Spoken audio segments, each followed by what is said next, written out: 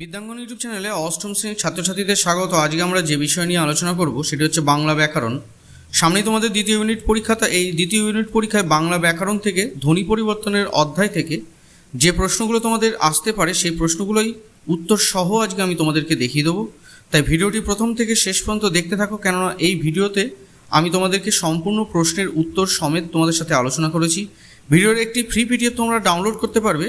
তার জন্য তোমাদের ডেসক্রিপশন বক্সে একটি লিঙ্কে গিয়ে ক্লিক করলে পারেই তোমাদের কিন্তু পিডিএফটি ডাউনলোড হবে, কিন্তু তার জন্য তোমাদের প্রয়োজন হবে একটি পাসওয়ার্ড। তাই ভিডিওটি প্রথম থেকে শেষ পর্যন্ত যদি দেখো তাহলে সেই পাসওয়ার্ডটি তোমরা জানতে পারবে, কেননা এই ভিডিওর কোথাও সেই পাসওয়ার্ডটি বলে দেওয়া আছে। তা ভিডিওটি ভালো লাগলে অবশ্যই লাইক করে দিও এবং চ্যানেলে নতুন হয়ে থাকলে চ্যানেলটিকে সাবস্ক্রাইব করে দাও এইরকম ধরনের নিত্য নতুন নোটস এবং সাজেশন সবার আগে পাওয়ার জন্য। তাহলে যে সমস্ত প্রশ্ন উত্তরগুলো তোমাদেরকে এই অধ্যায় থেকে আমি দেখিয়ে দিয়েছি সেই প্রশ্নগুলো দেখে নাও। তাহলে দেখো, প্রথম প্রশ্ন, অভিনিহিতি শব্দের আক্ষরিক অর্থ কী? উত্তর, অভিনিহিতি শব্দের অর্থ আগে বসা বা আগে স্থাপন। 2 নম্বর, স্বরসঙ্গতি শব্দটির অর্থ কী? স্বরের সাম্য বা স্বরের সঙ্গতি। 3 নম্বর প্রশ্ন, একটি করে উদাহরণ দাও। অভিনিহিতি অন্তস্থ শ্রুতি। তাহলে দেখো, কোরিয়া থেকে কইরা হবে, এখানে জফলাটা ওঠেনি টাইপিংয়ে, কইরা হবে বৈষ্ণবরায় জফলা আকার। মা এর আমরা একসাথে উচ্চারণের সময় লিখতে পারি মায়ের। 4 নম্বর প্রশ্ন, ধ্বনি বিপর্যয় কাকে বলে? উদাহরণসহ লেখো। না, শব্দের মধ্যে কাছাকাছি অবস্থিত দুটো ধ্বনি নিজের মধ্যে স্থান পরিবর্তন করলে তাকে ধ্বনি বিপর্যয় বলে, যেমন রিক্সা থেকে রিস্কা।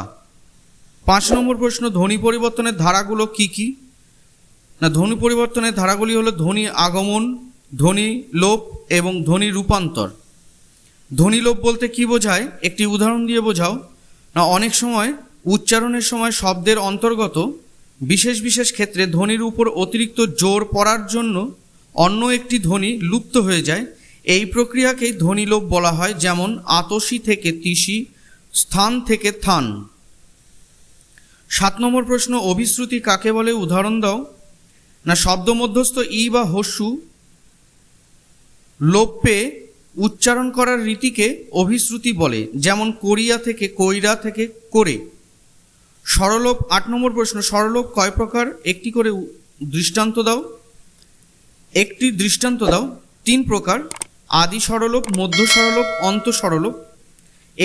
একটি দৃষ্টান্ত দিতে বলেছে, তাই একটি দৃষ্টান্ত এখানে তোমাদের সাথে আলোচনা করেছি। অলাবু থেকে লাউ, এটি একটি আদি স্বরলোপের উদাহরণ।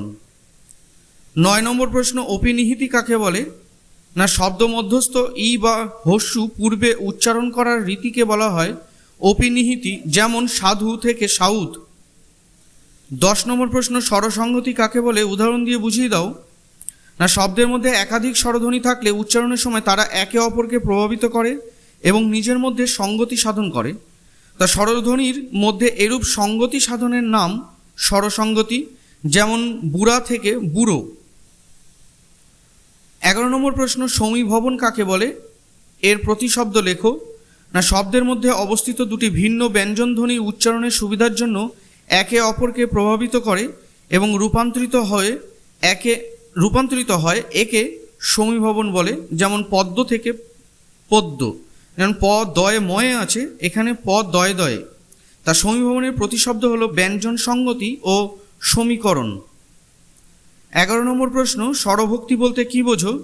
উচ্চারণের সুবিধার্থে কোনো শব্দকে ভেঙে উচ্চারণ করার রীতিকে বলা হয় স্বরভক্তি বা বিপ্রকর্ষ, যেমন গ্রাম থেকে গেরাম, গ্লাস থেকে গেলাস।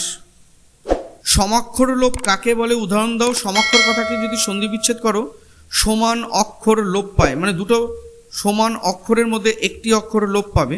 তাহলে সংজ্ঞাটা কি হচ্ছে? না, পাশাপাশি অবস্থিত দুটি সমধ্বনির মধ্যে একটি লোপ পায় বা দুটি অক্ষরের মধ্যে একটি লোপ পায়, তখন তাকে সমাক্ষর লোপ বলে, যেমন বড় দাদা থেকে বরদা বলি, মেজ দিদি থেকে মেজদি বলি।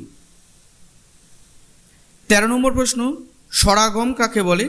এটি কয় প্রকার ও কী কী? উচ্চারণকে সহজ করতে কোনো শব্দের শুরুতে অথবা মধ্যে অথবা শেষে স্বরধ্বনির আগমনকে স্বরাগম বলছে। ইহা 3 প্রকার: আদি স্বরাগম, মধ্য স্বরাগম, অন্ত স্বরাগম। 14 নম্বর, শ্রুতিধ্বনি কাকে বলে? এরা কয় প্রকার ও কী কী? পাশাপাশি দুটি ধ্বনি থাকলে উচ্চারণের সুবিধার জন্য বা দ্রুত উচ্চারণ করার সময় কখনো কখনো অন্য একটি অর্ধস্ফুট ধ্বনির আগমন ঘটে। এই ধ্বনিকেই শ্রুতি ধ্বনি বলে, যেমন অন্তস্থ শ্রুতি, ব শ্রুতি। তাহলে ধ্বনি পরিবর্তন ধারা এই অধ্যায় থেকে তোমরা এই এসিকিউ এই প্রশ্নগুলো বাড়িতে ভালো করে প্র্যাকটিস করে রাখো। এইরকম ধরনের ব্যাকরণের প্রশ্ন কিন্তু তোমাদের দ্বিতীয় ইউনিটে কিন্তু অবশ্যই আসবে। তা ভিডিওটি ভালো লাগলে অবশ্যই লাইক করে দিও এবং কমেন্ট করে জানিও ভিডিওটি কেমন লাগলো। প্রত্যেকে ভালো থেকো, পরবর্তী ভিডিওতে আবার দেখা হচ্ছে।